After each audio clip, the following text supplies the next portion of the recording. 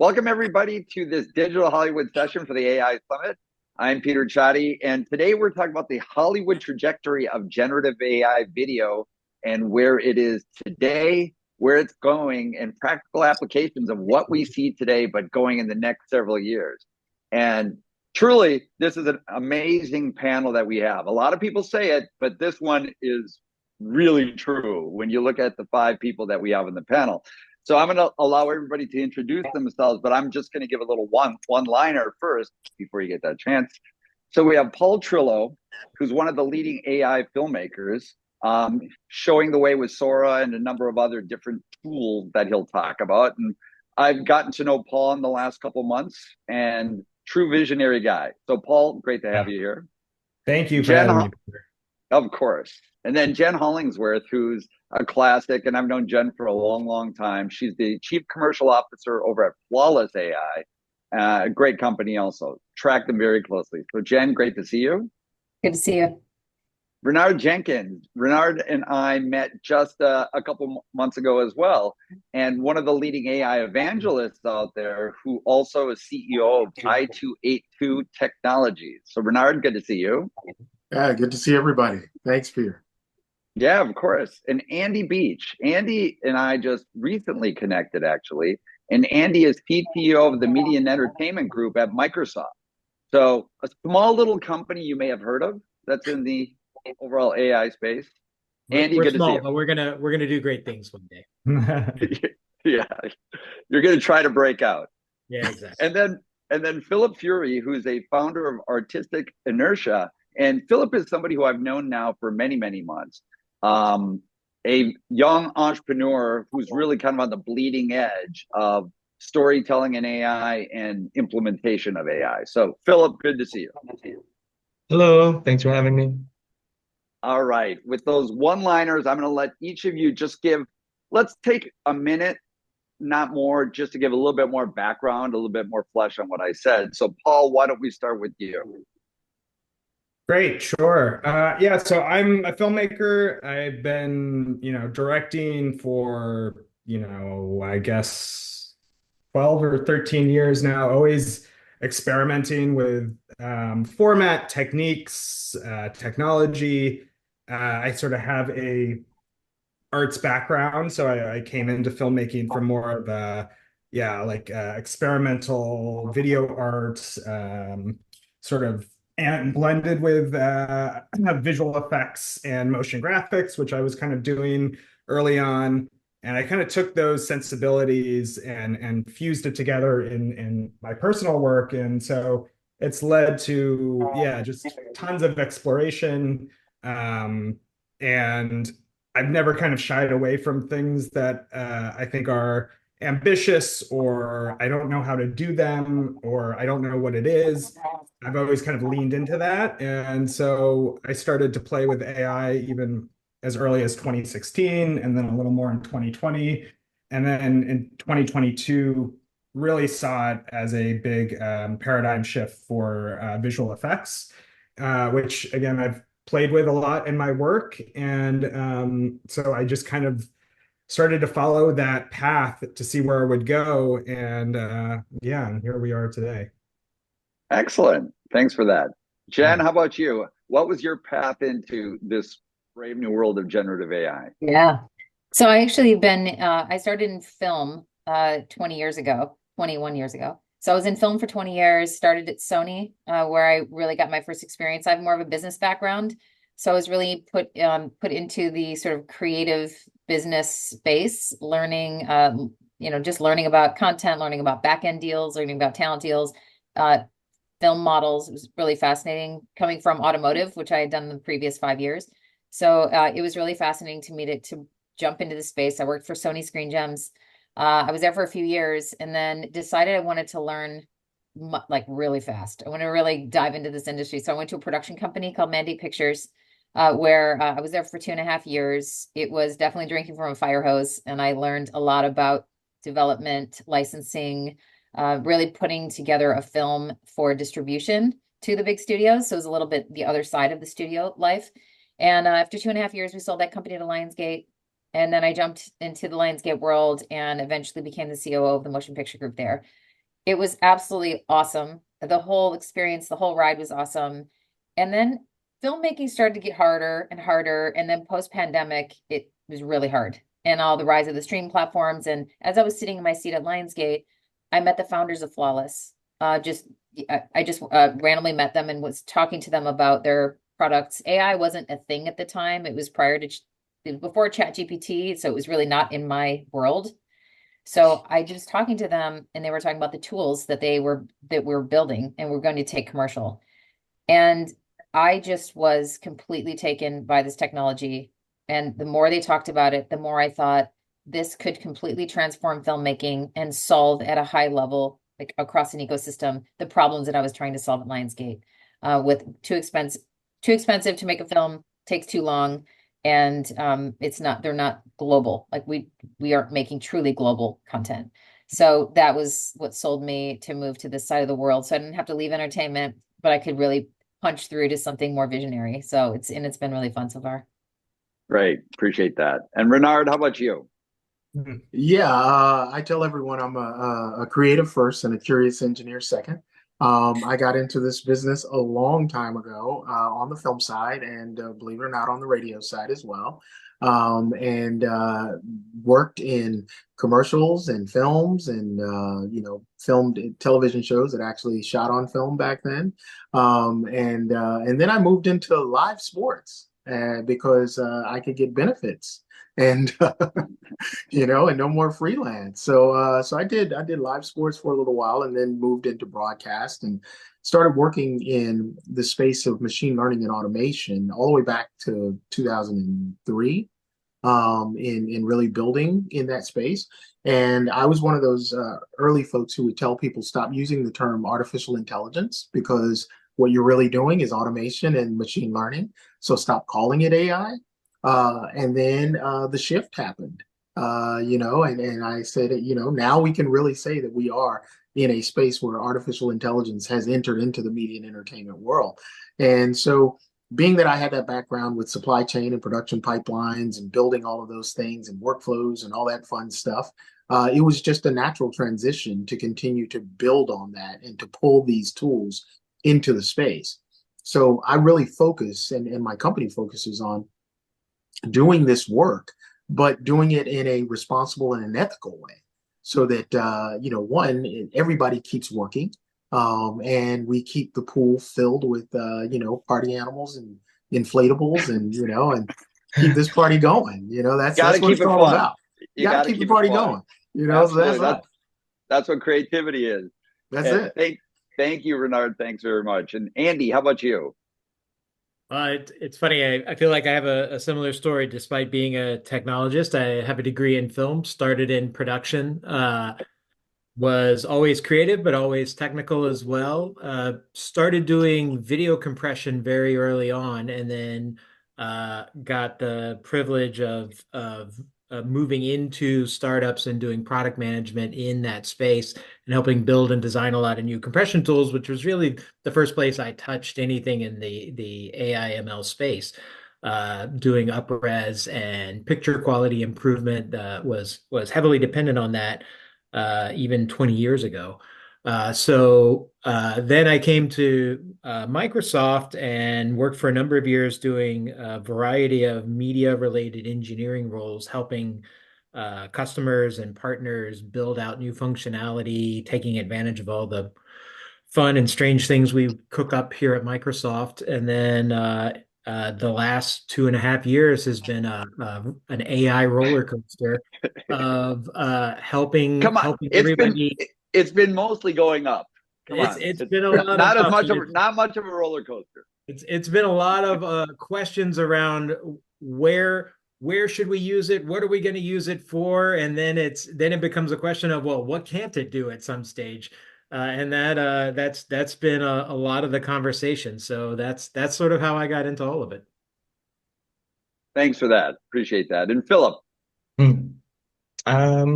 I got into this world through motion capture and virtual production. My background is actually in neurosocial psychology, and that led me to always having kind of an obsession with how the brain relates to information, studying neural networks and things like that. My creative interloping started in 1995. I was doing animated shorts in like Spider-Man cartoon creator or something like that. And you put these things together years later, and this is where you are. I also sit in performance. I tell children that if they play video games, they kill me 1,000 times a day. I'm a motion capture actor, performer, director, and have built many millions of dollars worth of virtual production studios and consulted on projects for people, film, gaming, etc. Did some for Samsung, a couple of other of the major like big box retailers, and started to get poached from the virtual production sphere into the AI sphere about a year and a half ago by all of our good friend Todd Terrazas. And I have been helping the LA AI community innovate creatively while being mindful of responsible AI and alignment for the last 18 months. Great. Thanks, Philip. And then I'll just give a very brief introduction so people know who I am. So I'm Peter Csathy. I've been in media, entertainment, and tech for over 30 years now. Worn just about every hat, having been a deal maker at Universal Studios and New Line, starting as an entertainment IP lawyer, so understanding IP, going into the studios, then becoming a serial entrepreneur where I was at the tech-forward media company. So I was very fortunate to work with teams that were building pioneering new technologies and engagements and media platforms like streaming music before there was Spotify, a company called Music Match. We sold that to Yahoo. Then doing what we're doing today, IP video, live video chat, before anybody believed that it was going to be anything real, and sold that company to Logitech.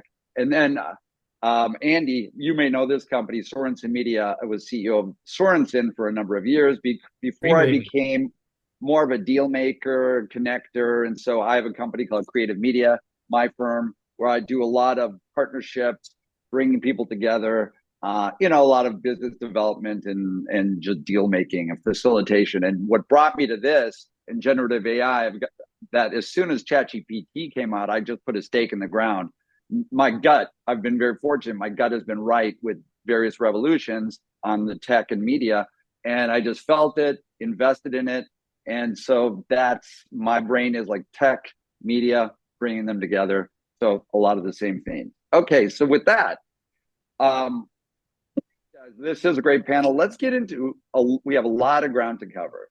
So let's start on this timeline that we're going to be discussing with practical applications of AI with video today and what you're seeing, what's compelling out there and really being applied and making an impact today in media and entertainment. So I'm going to open that up. Philip, go for it. I would like to ask a clarifying question. Yes, sir. You reference AI and video. Is that generative AI video or yes, all AI being used in film? Let's focus on generative AI in video. Yes. Well, I would, just to recap really quickly, I come from virtual production, so my favorite place to use generative AI currently is in previs, getting ideas created quickly. You don't have to worry about abusing anyone's IP or likeness. That's a safe place to go ahead and get things done. Okay. Andy, let me throw it over to you because you're with the massive developer of these tools for a broad application, but focusing on video and media and entertainment. So what is thrilling you today with what you're seeing in terms of application? Well, I think if we talk about specifically the area of just how it relates to the video image itself, I think there's so many applications around AI in general, and that in part is what excites me. It becomes that part again around what can it do at some point. But when we look at what it can do around being able to fill in, generate backgrounds, similar to what it would do for virtual productions. Even looking at older material that might have been 4:3 and bringing it into a 16:9 realm, that's fascinating. And and the quality of it is moving so rapidly that it's incredible to see. So I think it's that it's that repurposing of content, the reuse of content that's been there, breathing new life into material, is all to me a fascinating space on its own, completely apart from how we use it to go create new material as we move forward. Andy, give another example of repurposing. So there's a couple different ways. I mean, I mentioned one there of like just bringing something that might have been an older piece of content that doesn't look as good today. We shot it on videotape in the 80s or 90s maybe, and being able to bring up the quality of it, but also make it fill the screen in a more dramatic way, instantly makes it more marketable, makes it more likely that you're going to get people to watch it. And we already see that there are companies that are doing that. But then there's ways to take all of the knowledge, all the metadata, all the AI, and take that existing material and create an interactive experience around the content as well, and create something where you're actually engaging with the content. Now, we'd never be able to really hire enough people to go out and sit down and try and create that kind of experience for back catalog content. And we'd certainly do it for maybe new material as we're doing it moving forward, but nobody's going to go into an archive of 75 years of content and start doing that for very obscure things. But those niche films or niche TV shows are highly marketable to specific groups. And if you can use AI to give it that interactive experience, it's a whole new ball game. It becomes something that's highly monetizable, highly marketable, highly engaging, and a new way of looking at the content. I think that's an important point that you make. And, we'll talk about, I think that most people, when they're thinking about generative AI for media and entertainment, it's about moving forward new stuff, new content, which of course, Paula, you'll talk about that as well. But just imagine all the intellectual property that's sitting on shelves collecting dust, or classic content that now does have a chance, as Andy, you were saying, to breathe new life into it, to bring it to new audiences, new generation. That's a pretty exciting opportunity that Gen AI has. And sounds like you're specifically, we did a thing at NAB this year where we worked with Fremantle, and they have a back catalog of a ton of vintage game shows. We took Richard Dawson era Family Feud, and we used generative AI and made it interactive so that you could actually play along with the families on those shows. And while we were doing it, we had to up-res the content as well so that it looked super good on a 4K monitor. That's a very cool example. And Jen, how about you? And this is probably a good time to just kind of showcase what you guys represent in terms of the opportunity. Sure. I think I'll just go back quickly to what Phillip was saying about previs, because even though like we aren't working on that at Flawless on generating backgrounds, but when we talk to potential customers and partners, we do talk about what they're looking at. And in addition to the voice synthesis, they're looking at a lot of ways to use video and generative video in sort of previs, because it does give you that kickstart. So I thought that was really interesting you said that, because it's what we're hearing a lot from people. This is what they're looking for. I think for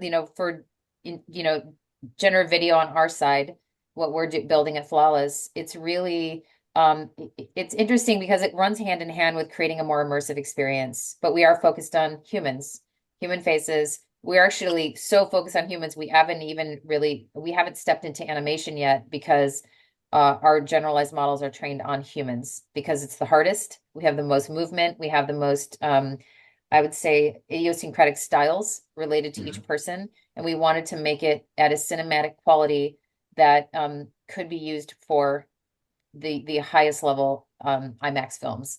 So for us, let me stop you for a second. There are going to be a lot of people out there who don't know about Flawless. So can you tell them just what you do, what Flawless represents, and then get into the use case that you're talking about? Sure. Yep. The company was really built on the primary use case technology, which is perfectly synced dubs in all languages at a cinematic quality. We can move up and down the resolution spectrum, but we are really focused on, and we have built the highest level, highest resolution color space, technology that, that we believe exists. And we are really focusing on making sure it does hit the standard of video that can be used in theatrical. And what we do is every single film that we use, or series, or anything that we work on, is ingested, labeled, tagged. Everything is identified, speaking characters identified. And then each of those speaking characters, we build through our neural networks, we build a neural model. So we take a 2D character, put it in a 3D space, and create a digital double, a twin, if you will, of that person that looks exactly like that person and that moves like that person and really is truly a twin. Then we take the new language, whether it's in English and we want to make it French, or whether it's Arabic and we want to make it English, like whatever it is, whichever the language is, we take that new language and we use that as driving data to then change the mouth movements in AI. It'll change the mouth movements of that person because that person has been studied so much and that model has been created as a replica of them. So we do that for all the speaking characters in a series or an ad or a TV show or a film. So that's really our special sauce. And then in addition, we have the same platform is used for editorial, where we can actually move performances from one shot to another, one scene to another. We can do ADR in AI. So instead of, if you didn't get the right line, or if you got no line and you want to add a line, you can just use, with consent, of course, and compensation for the actors, you can use their recorded voice. We get the shot, we get the recorded voice, and it perfectly syncs to the new dialogue. Their lip sync to the new dialogue. So it's a really powerful editorial tool as well. Yeah, no, we were talking about the great unlock, like some of the unlocks with Andy, and catalog, not just new material, but pre-existing material. But the opportunity for filmmakers now, whatever language. So, I'm Hungarian, let's say, and you're a Hungarian filmmaker, and you may be a great filmmaker, but you have a limited audience because it's such a small number of people who speak the language. Well, now it opens up the world, and that's pretty exciting. So absolutely. Yeah. I think a big thing too is that I really love to think about, because there's a deeper thing happening here. Not only is it breaking down language barriers and allowing us to tell more universal stories that are relatable and able to be really, really deeply felt if people are hearing in their own language, but you're able to take Hungarian stars who would only be seen in Hungary, perhaps in theaters, and put them in perhaps the United States, which is a massive content consuming country that doesn't typically watch dubbed or subbed content. So you actually will these amazing actors that are non-English and typically only seen in other countries will have access to massive markets and global markets, so they can be better known and their talents can be seen by everyone. So it's kind of a cool thing to know that maybe that can be sort of a fun byproduct of it, that people really that talent will really enjoy. Absolutely. And Renard, how about you, in terms of a use case today that you think is really compelling? Yeah, I think what's happening in the space for animation actually is really compelling, because you are now creating a way to sort of get more ideas out faster through some of the storyboard AI tools that are out there. You're able to actually create some of your animatics using some of the tools and create those faster. That way you can get to the pitch, and that's actually helping to get more more content actually finished and created. If when you think about the automation pipeline in itself, it's massive and it requires a lot of human interaction, a lot of human talent. You're not losing that talent by using these tools. What you're doing is you're giving them more time to actually be more creative and to actually hone their skills. So it's really picking up in that space. I think I have to agree with Andy with regard to looking at how AI can be used to breathe life into existing assets. I think that's great. The localization area that Jen is talking about, it goes beyond just dubbing, because when you are doing localization, the key is cultural significance and making sure that is retained and also respected. And so when you're doing that kind of work and being able to use AI to make sure that you are syncing the lips, you're syncing the facial responses and the actions, but you're also able to kind of guide that and make sure that you don't do something that's offensive to the area in which you are presenting this content. That's a whole nother space for us to get into. And, it really goes back to, what Phillip talked about earlier on, which is, the neuroscience of how we respond to content has a lot to do with tone, with inflection, as well as with the actor's ability to emote. So being able to have products that are being created that can actually start to get close to that space really does help us to look forward as to where we could go with this. Yeah, no, absolutely. And I think it's always good to identify a couple companies just for people out there that to make it real. So you mentioned like storyboarding and animation. Are there a couple companies that just come to mind that you think are doing cool things? What I think is there's what is it called? There's Canva, which I think is awesome. Canva is like one of the unsung heroes in the middle of all of this, because they used to do so much for us in other ways, and now they're actually starting to get into the generative space. I think they're really good. I also think that what the big boys at Adobe are doing is one that you really need to pay close attention to, because Adobe's not only saying, oh, I'm going to give you a product that does generative fill. They are looking at how they give you a complete environment in which you can work. And you can do animation, but you can also do live action. You can also do, virtual production. They are trying to create a space where once you get in, you don't have to go anywhere else. So when I think about companies that are really, really kind of pushing the edge, I think that they are. And then I think about the fact that a lot of this is being driven, by another big tech company that's not on the call with us. And I don't want to offend Andy, but they seem to have enough money to kill us all and pay our parents to be quiet. They are incredibly innovative with how they are approaching the engine that we need for AI. I mean, they are really putting a lot of effort behind it, and they're friendly because they've been with us for years. If you've been in this industry, NVIDIA has created graphics cards and created chips for us for years. So seeing them, really putting the effort behind what's going on is great. And I don't want to I'm not going to short Andy by any means, because I think Andy's doing just fine. I'm not going to do it. I know they're doing great. The bunch out of Seattle is doing awesome, but they are also putting in a lot of time and effort into the research and development and pushing the limits. That's actually causing all of these other companies to push a little bit harder too.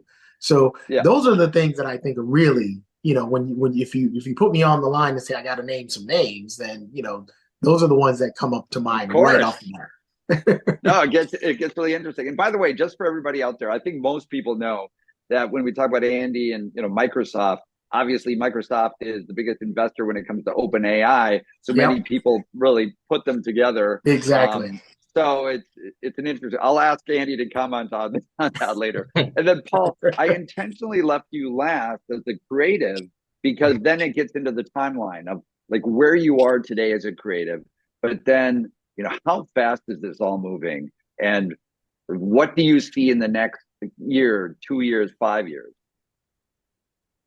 I really hate to give predictions, so I don't know how detailed I want to get there. I'll always part just of the fun. Wrong. There are things I have maybe been on record saying that then I'm like, oh, I should have just kept my mouth shut. I mean, I think the most exciting thing right now for me, like this week, last week, the last couple weeks, is recognizing that like the film is like never really done until it is delivered, which has always kind of been the case with having a lot of visual effects tools and the cost of visual effects, graphics cards going down, but really the infinite malleability of your footage and your content is unlike we've ever seen before. It's a huge paradigm shift to some combination of what Jen's company is working on with other stuff to, if you're not happy with a performance, you could change it. If you're not happy with the line, you can change it. And these are things that happen in the edit room already, but you find clunky solutions for them, cutting around, dropping shots, removing takes, removing scenes, and to really not have to compromise like we used to is for me why I am so excited about this space. The ability to reimagine the ending of a shot is incredible. On the kind of more consumer side, there's Luma's Dream Machine, which you could, in theory, put the last frame of something in.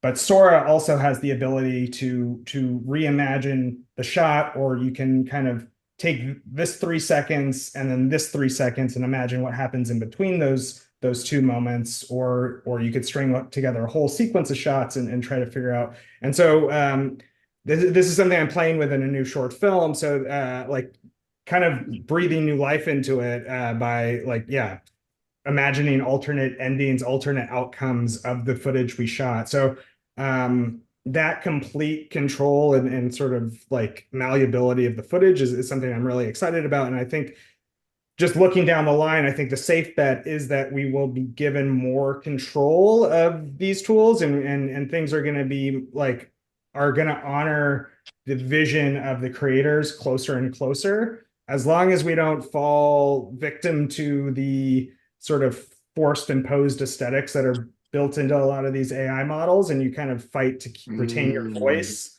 But there's a lot of homogeny that's coming out, and it doesn't have to be that way. And hopefully we can break through that. But a lot of AI stuff is looking very similar, and I'm hoping that we get to the place where there's more diversity in the kind of aesthetics and content that's being put out there. And so that's what I'm kind of looking forward to. By the way, I've shared around, for those of you who follow my social media, my LinkedIn primarily, I've shared a lot of Paul in my newsletter. I shared a lot of Paul's videos. Thank you so because much. They're really cool. Kind. They're showcasing where things are today, and you use Sora, but not just Sora. But as an example, one of your recent videos, and probably 2 months now, was the first full music video, that professionally produced music video on Sora, and that was for the band Washed Out. And so you got early access to Sora, and it is where it is today. How much has it changed just in that short period of time as a creative, in terms of ease of use or sophistication? Yeah, I mean, they've been really receptive to the feedback from the alpha testing group, and have been putting a lot of kind of bells and whistles and knobs and sliders and ways to really kind of get what you want, get what's in your head onto a screen. I think since the music video, there's been a countless amount of features that I wish I would have had back then. The ability to seamlessly transition between shots, tools around character consistency.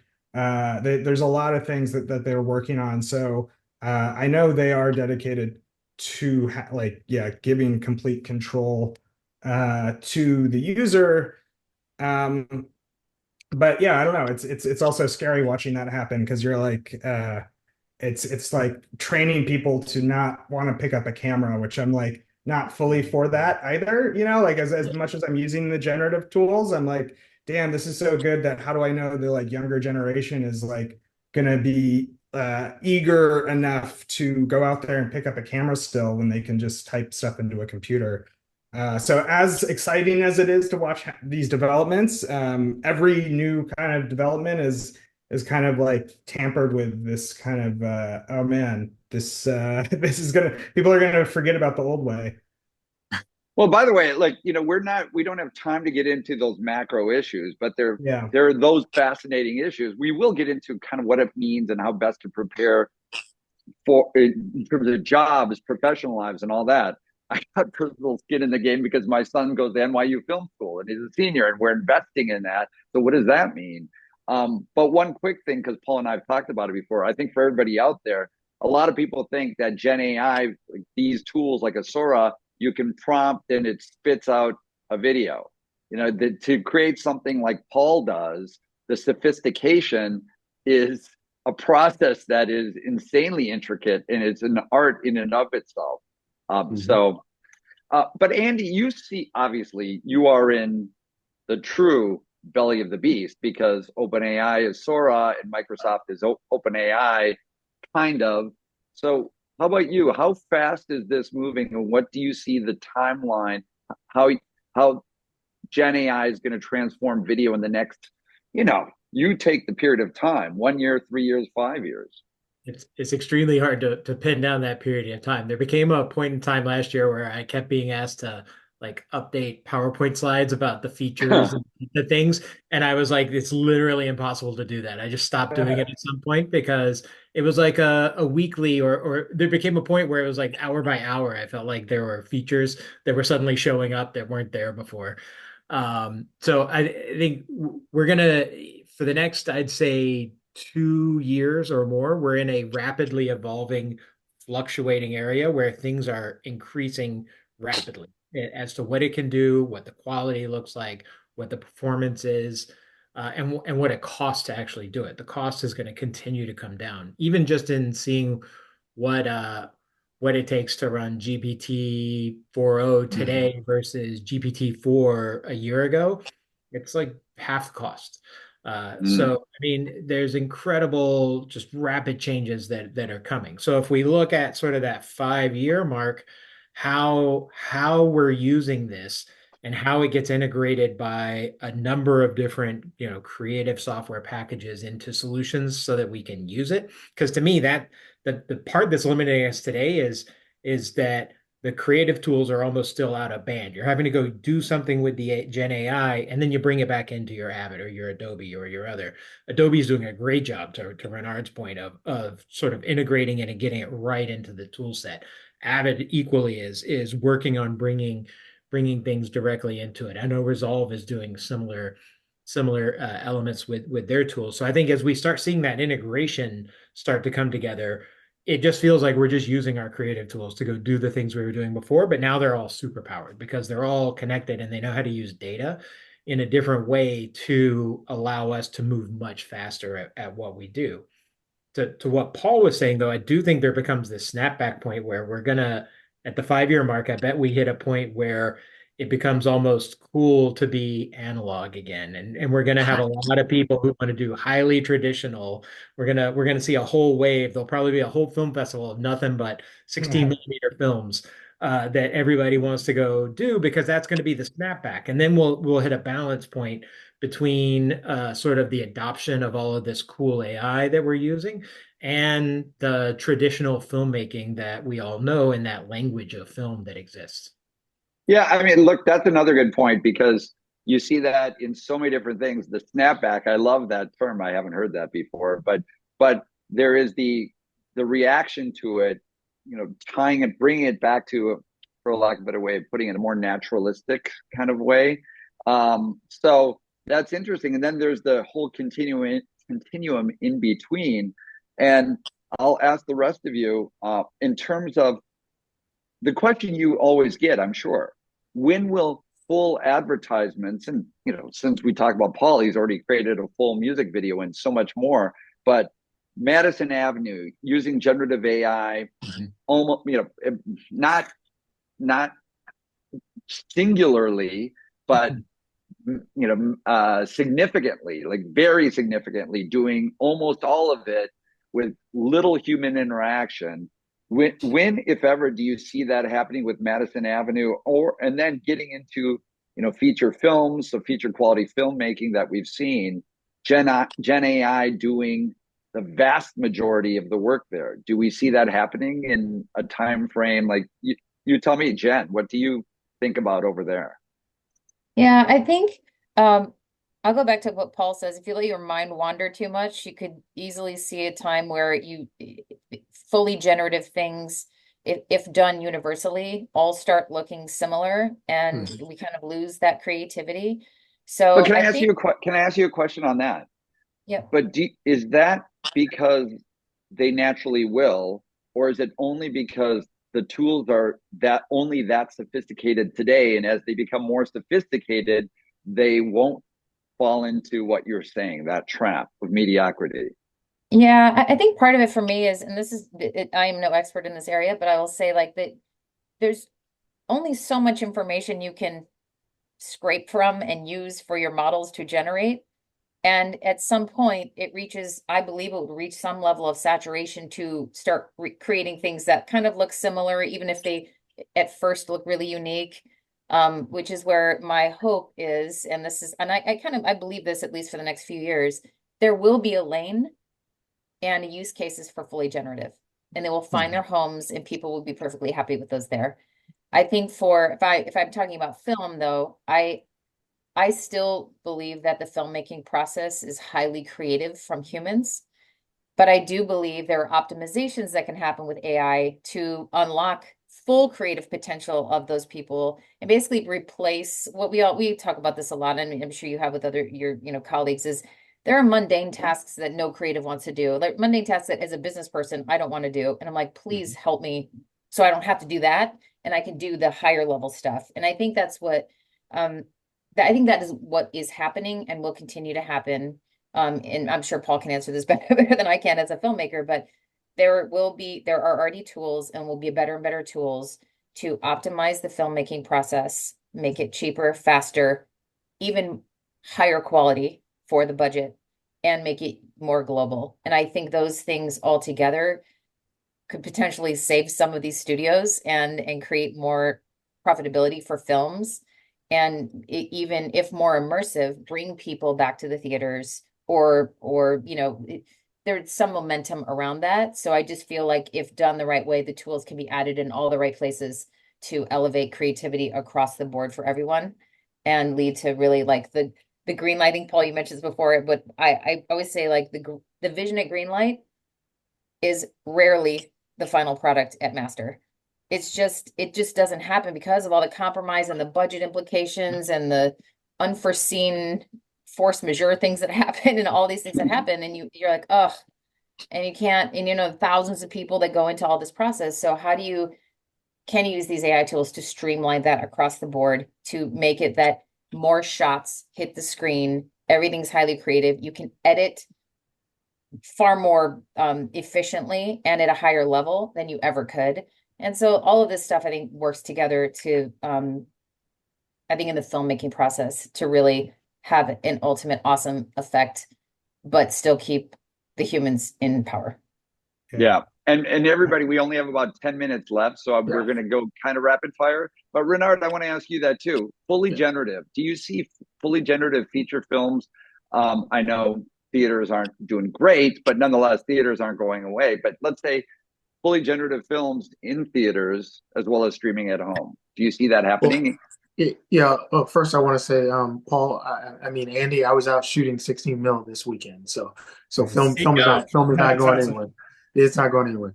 But I will say this, that the research that we've done at I2A2, because we are a research and development lab as well. And we did a small study on how people interact with artificial intelligence generated content. And what we found is that they have about between 6 and 11 minutes before they just really don't want to continue to watch because of the morphing effects, because it does not seem to have the sort of the realism that individuals are used to. So when you're trying to create a piece of content that is supposed to be photorealistic, that tends to not keep their attention. When you shift and you move them to animation, there is more tolerance.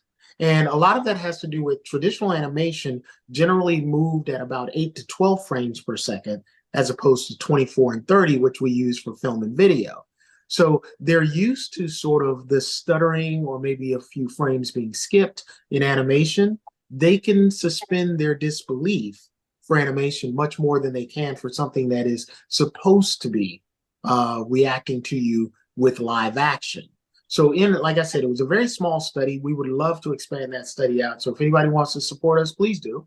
Renard, but that's what we found, that people are not necessarily ready to sit through a full feature length, that is supposed to be live action. But let me ask you a question, we'll have a very short period of time, Sure. but is that because of where the technology is today and it is growing so logarithmically that won't those problems be solved at some point? Like Paul, I do not like to give predictions. I will say that at some point, the speed and rate at which we are developing right now will plateau. I don't know where that point is, for right now. It's interesting to see what Luma has done because they've leapfrogged in the front. But even with Luma, you can look at the outputs and still see that there's a lot more work to be done before we can actually replace a live action image. Gotcha. Okay. And so since we probably have about 5 minutes left, I'm going to ask this question. And Phillip, I'll start with you. So, you're a young entrepreneur, and let's talk about filmmakers, those in the video business, whatever role they play. They could be business role, they could be financing, they could be whatever. So what is in this world that is, the pace of this change is impossible to predict. As everybody here, these are great minds. What is your advice to those who are pursuing careers, including filmmakers, as they sit here today? What in this fast-growing world of generative AI? What are some things they can do? Action cures fear. For every idea that you have something that you want to do that you love currently, and you're worried about whether or not that will continue to exist in the future, you can be proactive about studying what technologies are coming in. I am a movement performer who wondered what movement performance would look like in the future. So I studied motion capture. That's a great example. So with whatever your industry is, learn how to stay ahead. You can get started on, I'm not paid by any of these groups, but Ben's Bytes is a place that I love to go to for AI info. And if you are technical, stick to Product Hunt. Oh my gosh, they release new things every day that will absolutely blow your mind. So yeah, I think that's the major thing, is staying ahead, because being aware of a technology and being creative means that you are always inspiring on how to use that. So, wherever you sit, there is a way to continue creating. And to the new spaces concept, Peter, we've had this conversation quickly. I think there will be many new platforms for AI tech, similar to the way there's Twitch for gaming. There is Instagram for what originally was just bourbon. It was photos of alcohol. And it emerged into an entirely new community. And so I think we are seeing the birth of new communities like this, with something like Civit AI and a bunch of others. So yeah, I don't think people should be worried that their creative form will disappear, but it will augment. Yeah. And everybody else, chime in about your thoughts for people who are watching this and may be overwhelmed by everything that they hear because they're not in the belly of it like you all are. I think one thing Phillip said there is super important is have multiple sources to educate yourself. Don't take a single viewpoint. Go do research, but do it from multiple places so that you're getting a wide range of opinions on what is hype and what is not. Because that will help you understand its impact in your particular part of the world and what it's doing. I hear a lot of hype right now. And we're starting to move past some of the hype, but we're innovating so fast that the hype bubble fills back up again very quickly. And that becomes the hard part is disambiguating like what is real from the not real and what is coming. Yeah, very good. Paul is a Yeah. filmmaker, and you're beyond a filmmaker. You're a visual artist. Yeah. No, I guess going back to the like fully generative thing, and I guess kind of what Philip was saying is, yeah, I don't know why we're striving to replace things that we already do well with fully generative. Like, I'm not sure why why would we race to the bottom for that? Because yeah, you're not gonna distinguish anything. No one's gonna have a voice. Everything's gonna be the same. So I don't know why that would be something to strive for. Unless there was a novelty factor that was offering an alternative rather than replacing, that we could reimagine, like, yeah, how we experience stories, then that doesn't need to compete with TV and film. So if someone's looking for fully generative content, maybe this is a new thing, and it doesn't have to be this competitive thing. I mean, I guess everything's competitive when it's talking about eyeballs, but it shouldn't. Yeah, I don't think that we should strive for fully generative stuff and removing people out of the process. I think I think less interesting. I think what, yeah, I would imagine that everybody on this is in violent agreement about that. But those who are financing projects, Yeah. I mean, the reality is, let's face it, always looking for better ROI and always looking to please Wall Street. And so it's always a question of trying to squeeze costs down for the output that comes out. So that's I think if we can get films to be 30 million and under, like, and we can make more films and we can give more people the keys to the car, I think that's a good thing. I don't think we need $250 million movies that tank. And then there's all these filmmakers that then don't get that opportunity because that pie was just given to one person.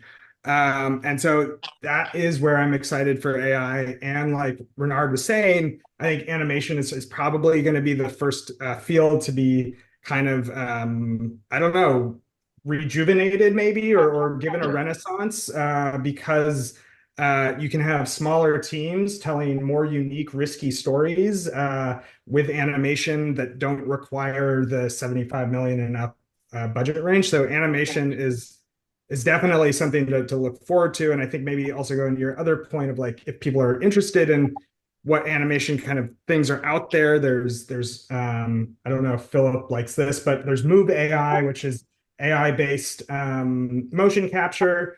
There's and then you can take that motion capture data and you could bring it into Comfy UI, Stable Diffusion, use the skeletons and drive 2D animation with motion capture data.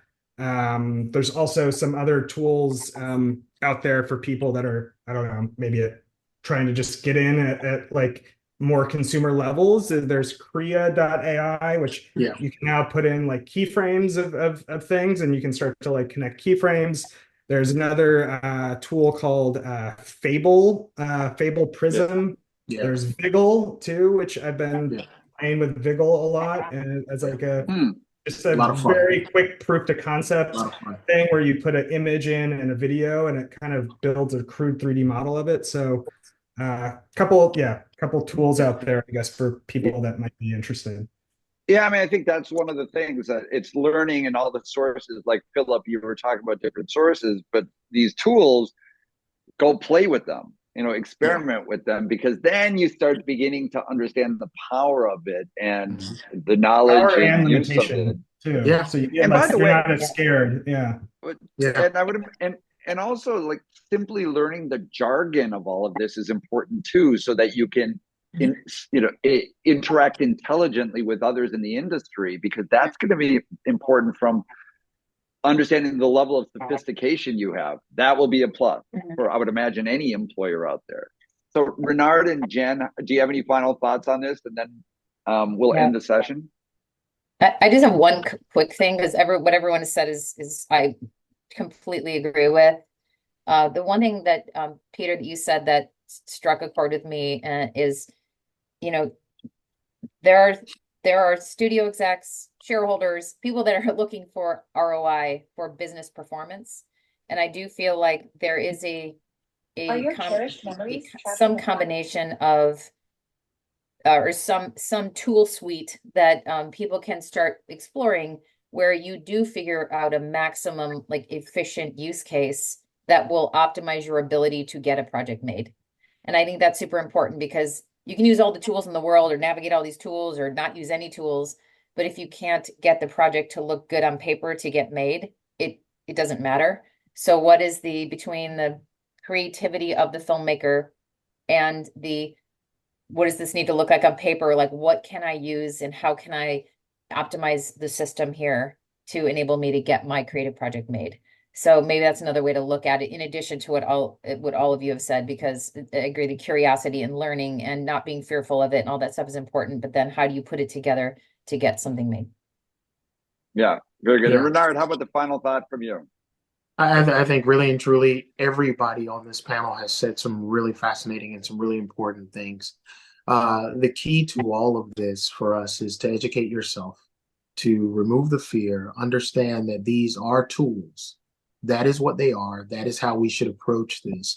And that, we should not stop being artists. And, while we do need to understand that, yes, this is a business. We are in show business.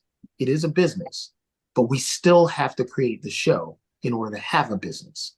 And if we don't create the show, and if we don't put the effort and time into supporting the artists who actually create the show, then there's no business. So Wall Street will be unhappy, and we will also have a bunch of unhappy artists. So that's where we need to put our effort and time. That's how we need to think about designing these tools. I will give a shout out to Tooncrafter as another one, Paul, that's really out there. That's really awesome. Yeah. As well as Vidnoz, which is another one that we should be really paying attention to. How do you spell that? Vidnoz. Vidnoz is VIDNOZ.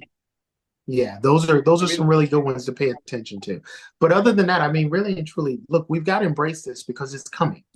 It is coming. Absolutely. Yeah. It's not here fully yet, but it is coming. So it's better to be ready and to understand how to work with it than to be fearful and get left behind. And that's a great way to end it. Absolutely. Thanks. Wonderful panel. A lot of great insights. It's wonderful that you also left nuggets of different companies that people can check out, different services they can play with. And so Paul, Jen, Renard, Andy, Phillip, see you all, and thanks so much for joining this AI Summit session. Thank you, Peter. Thank you. Thank you so much. Thank you for having us. Thanks for having us. Yeah.